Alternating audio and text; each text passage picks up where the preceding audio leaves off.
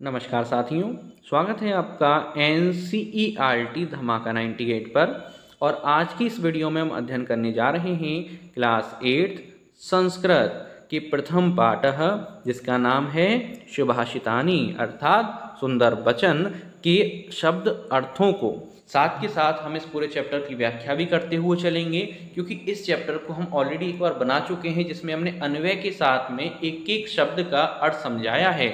लेकिन आज की ये वीडियो कुछ खास है, क्योंकि एक एक शब्द आपके सामने लिखा होगा और इसका हिंदी अर्थ भी आपके सामने लिखा होगा, जिससे आपको एक एक शब्द का हिंदी में अर्थ समझने में कोई भी समस्या नहीं आएगी। अर्थात अगर आप इस पूरी वीडियो में अंत तक बने रहे तो जिंदगी में कभी रिवीजन की जरूरत आपको नहीं पड़ने वाली है। तो चलिए स्टार्ट करते हैं। पहला श्लोक हम सभी के सामने प्रस्तुत है, जिसमें हमसे यहाँ पे बोला जा रहा है, गुणाः गुणगेषु गुणा भवन्ति ते निर्गुणं प्राप्य भवन्ति दोषाः शुष्वादुतो याः प्रवन्ति नद्यः समुद्रमासाद्य भवन्तु पेयः। संधि विच्छेद भी हम यहाँ पे संग संग करते हुए चलेंगे। गुणाः प्लस गुणगेषु, गुणाः प्लस भवन्ति, समुद्रम प्लस आसाद्य, भवन्ति प्लस उपेय। अब यहाँ पर हम देखते चलेंगे एक एक शब्द का हिंदी में अर्थ। गुणा अर्थात गुण, गुणगेषु गुणवान व्यक्ति, भवन्ति अर्थात होते हैं। कहने का अर्थ कुछ इस प्रकार है, गुण गुणवान व्यक्तियों में गुण होते हैं, लेकिन ते मतलब वे, निर्गुण गुणहीन व्यक्ति, दोषः दोष अर्थात वे गुणहीन व्यक्ति को पाकर गुण गुण नहीं रहते, दोष में बदल जाते हैं। कहने का अर्थ कुछ इस प्रकार है कि अगर किसी भले व्यक्ति के पास गुण है तो वो उसका यूज़ करेगा, लेकिन वह गुण किसी ऐसे व्यक्ति पे पहुंच जाए जो उसका मिसयूज़ कर सकता है, तो वो गुण गुण नहीं रहेगा, वो निर्गुण बन जाएगा, क्योंकि उसका फिर मिसयूज़ होने वाला है। तो वो क्या बन जाता है? दोष बन जाता है।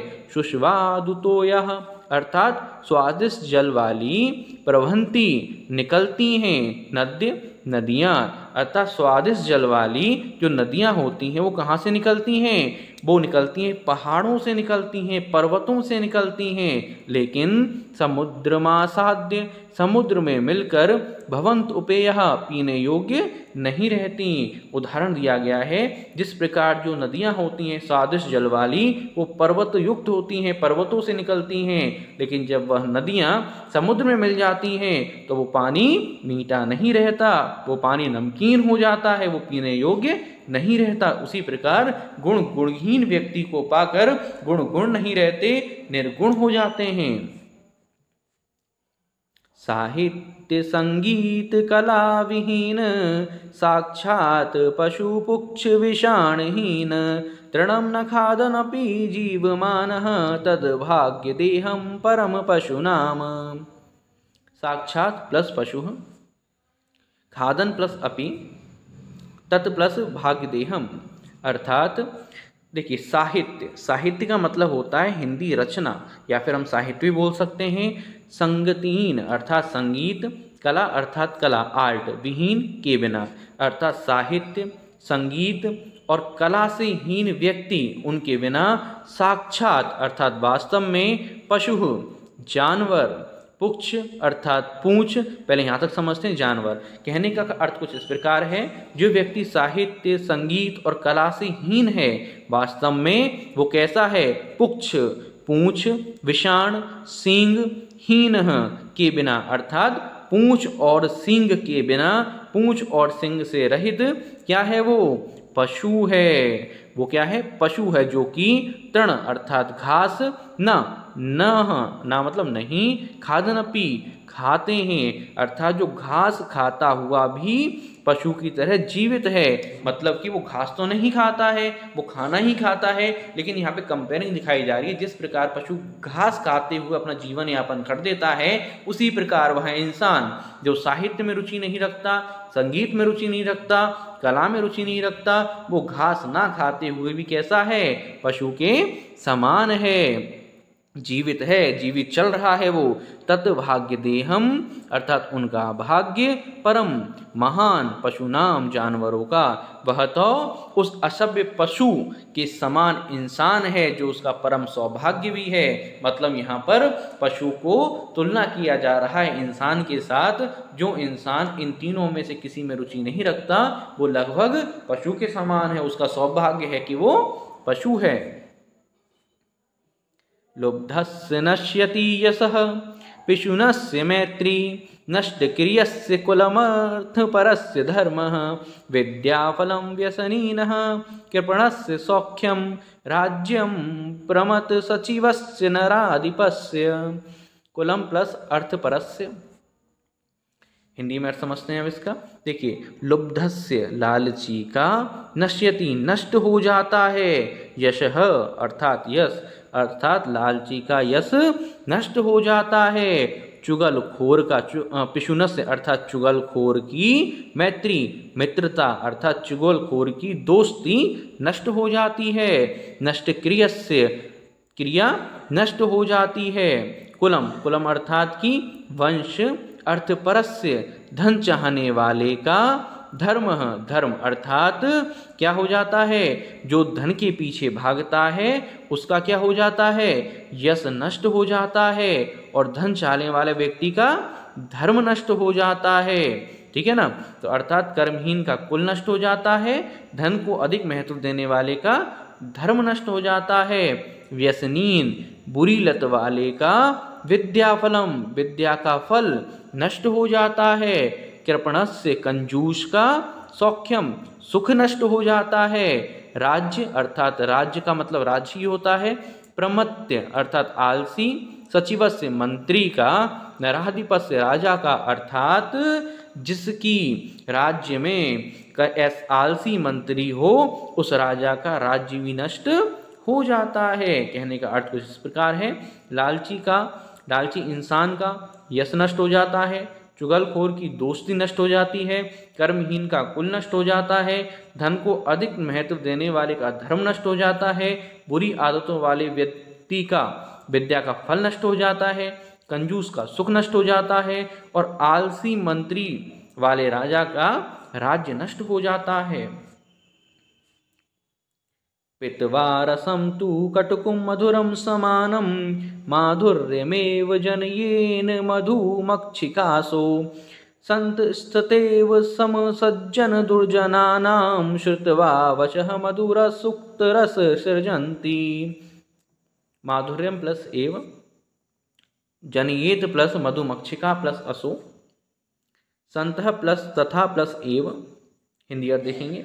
पित्वा अर्थात पीकर, रसम रस, तू मतलब अथवा, कटुकम अर्थात कड़वा, मधुरम अर्थात मीठा, समानम अर्थात समान, माधुर्यमेव मीठा ही, जनयेत बनाती है। क्या मतलब हो गया इसका, मधुमक्षिकासो मधुमक्खी अर्थात जैसे यह मधुमक्खी कड़वे अथवा मीठे रस को एक समान पीकर मिठास ही उत्पन्न करती है। चाहे वो फूलों के पास जाके कड़वा ले, चाहे वो मीठा ले, लेकिन शहद कैसा बनता है, मीठा ही बनता है। संत स्ततेव अर्थात उसी तरह संत, सम सज्जन दुर्जनानाम अच्छे और बुरे लोगों की, श्रुतवा सुनकर, वचः कैसे वचन बोलता है, वचन मधुर सुक्त रसम मीठे वाक्य रूपी रस, सृजंती निर्माण करते हैं। उसी प्रकार संत लोग सज्जन और दुर्जन अच्छे और बुरे लोगों की बात को सुनकर समान रूप से सुक्ति रूपी रस का निर्माण करते हैं, अर्थात मिठास ही उत्पन्न करते हैं, कभी भी कड़वा नहीं बोलते हैं। विहाय पौरुषम यो हि देवमेवावलंबते, प्रासाद सिंहवत तस्य मूर्घनि तृष्टन्ति वायसः।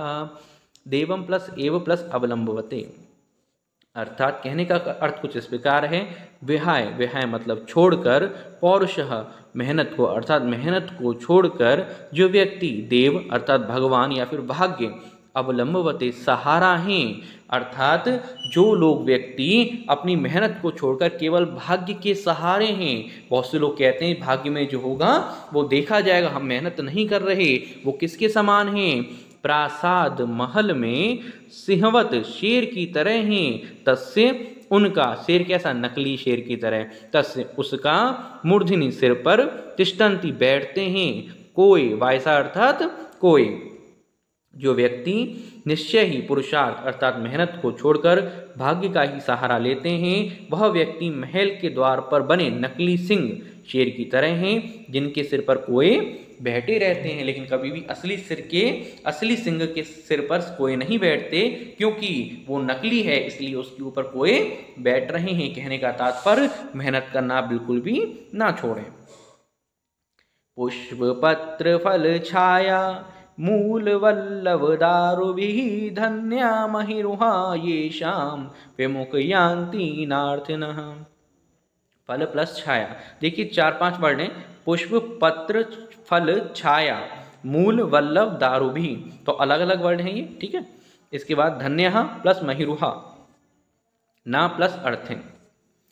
कहने का अर्थ कुछ इस प्रकार है, पुष्प अर्थात फूल, पत्र अर्थात पत्ते, फल अर्थात फल, छाया अर्थात परछाई, मूल अर्थात जड़, वल्लभ अर्थात छाल, दारूभी अर्थात लकड़ी, अर्थात फूल, पत्ते, फल, छाया, जल, छाल, जड़, छाल और लकड़ियों से के कारण वृक्ष कैसा है, वृक्ष धन्य है। धन्य अर्थात धन्य है, वृक्ष पेड़ धन्य है, क्योंकि उससे हमें बहुत सारी चीजें मिलती हैं। महिरुहा सागवान के पेड़, ये शाम जिनके विमुखम विरुद्ध यान्ति होते हैं, नार्थिन अर्थात याचक नहीं, अर्थात जिनके मांगने वाले कभी विमुख निराश नहीं होते। पेड़ पौधों से मांगने वाले कभी भी निराश नहीं होते, क्योंकि उनके पास सब कुछ है हमें देने के लिए। उसी प्रकार हमें बनना चाहिए कि कोई व्यक्ति अगर हमसे कुछ मांगने आए तो उससे हम कभी भी मना ना करें। चिंतनीया ही विपदाम आदावेव प्रतिक्रिया न कूपखन्नम युक्तम प्रदीपते वहिन्नाग्रहे। चिंतनीय प्लस ही, आदो प्लस एव, अर्थात चिंतनीय सोचना चाहिए, विपदाम विपदा अर्थात दुर्घटना, आदावेव पहले से ही, अर्थात दुर्घटना या मुसीबत आने से पहले ही हमें सोचना चाहिए। प्रतिक्रिया अर्थात समाधान, कूप खनन क्या सोचना चाहिए, समाधान सोचना चाहिए। अब उदाहरण दिया जा रहा है, कूप खन्नम कुआं खोदना, युक्तम उचित, प्रदीप्तते जलने के बाद, बहिन्ना अर्थात अग्नि या आग, ग्रहे अर्थात घर। कहने का तात्पर्य इस प्रकार है, निश्चय से मुसीबतों का शुरू में ही इलाज समाधान सोचना चाहिए। आगे से घर के जलने पर कुआं खोदना उचित नहीं है, यानी कि जब घर बन जाए, घर में आग लग जाए, तब हमें ये नहीं सोचना चाहिए अब चलो कुआं खोद लेते हैं, उसमें जो पानी निकलेगा उससे आग बुझाएंगे। हमें ये पहले ही सोच के रखना है कि अगर कोई समस्या आए तो उसे कैसे निपटना चाहिए। समस्या आने के बाद इंसान का दिमाग काम करना बंद कर देता है, ना उतना समय रहता है कि हम उसका समाधान ढूंढ पाएँ। तो स्टार्टिंग में ही जब समस्या हो उसका सॉल्यूशन हमें ढूंढ लेना चाहिए। इसी के साथ ये चैप्टर पूरी तरह कंप्लीट होता है। कोई भी डाउट हो आप हमें कमेंट करके बता सकते हैं। वीडियो अच्छी लगी हो, चैनल को सब्सक्राइब करना था तो बेल आइकन पर क्लिक करना बिल्कुल भी ना भूलें।